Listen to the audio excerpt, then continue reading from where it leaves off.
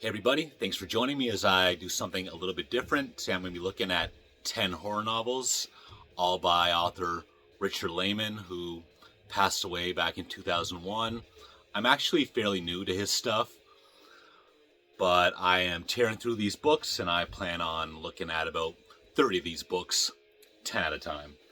So, get started right away with the last one that I read. That being Darkness, Tell Us. This one I thought was one of the weaker Laymon books I've read, even though there hasn't been any that I've disliked. This one is pretty tame on the sex and violence, two things that Richard Laymon is known for, but at the same time, what I like is that he doesn't go too far with it for the most part.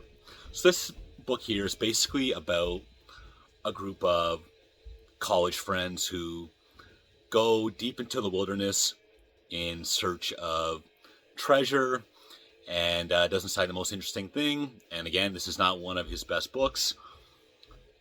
Definitely one of the tamest ones I've read. You know, spoiler alert, I guess. Somewhat of a happy ending. Not bad. This one here, In the Dark, was much better.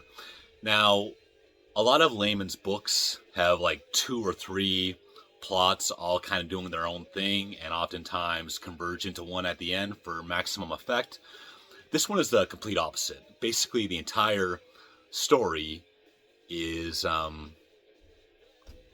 covering the actions of the main character, Jane, in this book. Basically, she finds a note at her job with a $50 bill, just giving her a simple task to complete, and the money keeps getting doubled. The things she has to do keep getting more extreme. And although it was pretty one-dimensional, and I don't think a lot was explained at the end, overall, I thought this was an enjoyable read and probably one of the biggest page-turners I've read.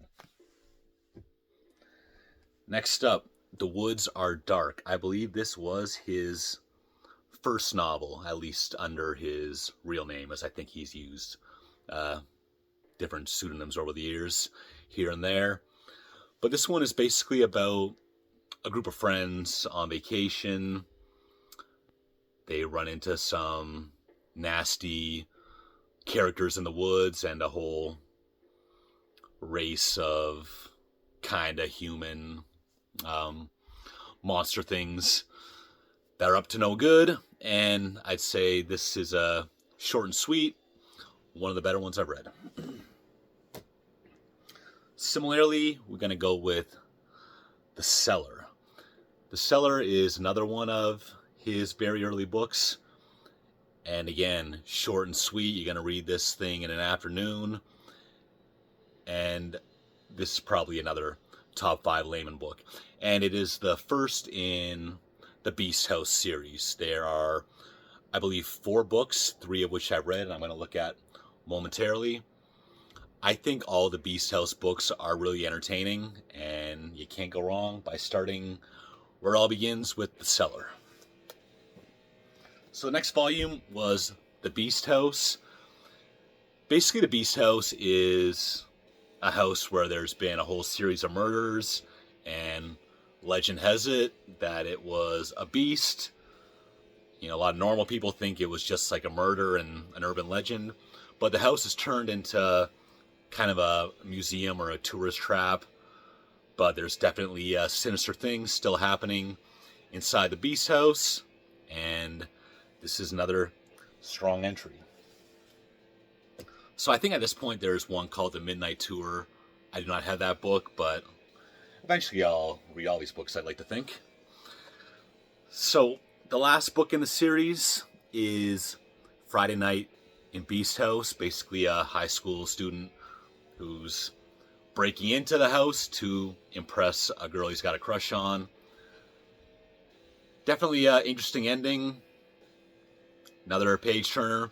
And this book also has a second novella in here called The Wilds, which is also a great story in its own right. which is taking place out in the woods. And I mean, in my experience, it seems like a third of Laymon's books are taking place deep in the woods. All right, here we go with Night Show. Basically about a high school prankster guy who takes things to an unreasonable level in high school, and then is basically telling a story of revenge from the victim of one of his pranks. Again, I'd put this in kind of one of the tamer Laymon books, but I definitely enjoyed it. It seems like half of Laymon's books have a knife on the cover in some form or fashion. So yeah, this is not a standout, but entertaining for what it was. This one here, Alarums. Basically about two sisters and one of the sisters' boyfriend. Some psychic powers in there. A murder. This one definitely seems like more of a mystery story than a horror story, and one of the weaker Laymon books I've read, but again, I've liked them all to some extent.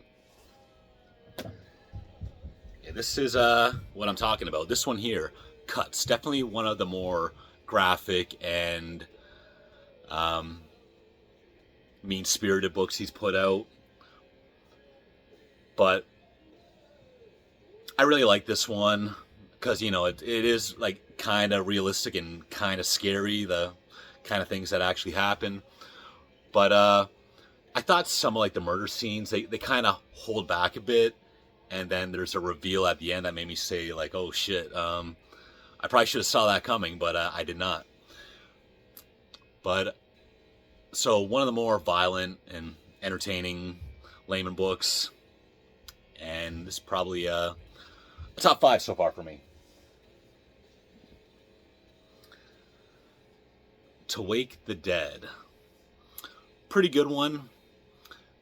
Basically 2 plots, one being about a mummy that's come to life and is on a murder spree, and then another one where there are a bunch of people taken prisoner and under mysterious circumstances, and a lot of weird things go on there. And then they, although very unrealistically, like Laymon does, these things converge and pop off in a big climax. To Wake the Dead, not bad. So again, just having some fun with some Laymon books. I plan on doing 3 or 4 of these, and hope you check them out. Thanks for watching. See you next time.